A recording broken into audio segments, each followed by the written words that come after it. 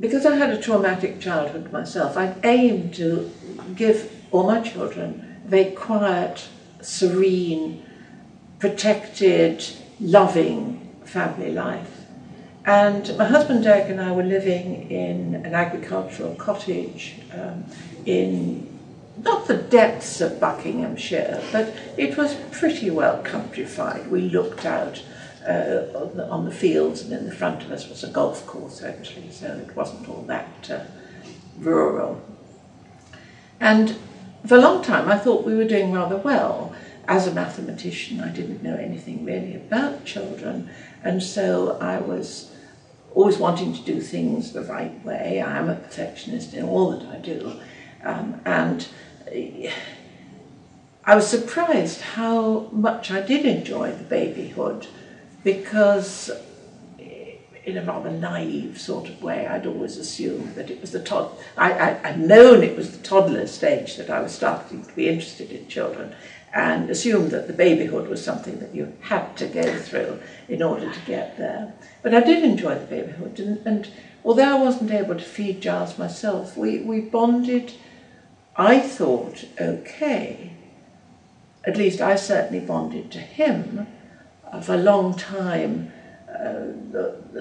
well, this woman felt that he was part of my body, and that lasted for about a fortnight, which rather surprised me, that he was part of me. But then that went. We lived very quietly. I was doing a little bit of work.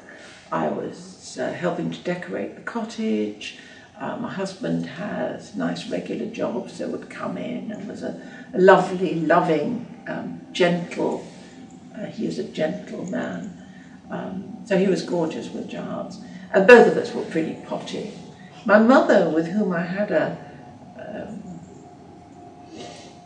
difficult relationship, changed completely upon his birth, and I realised that she'd probably always wanted a boy child, and that I had been a bitter disappointment to her gender as well as in other ways. But she was around quite a bit.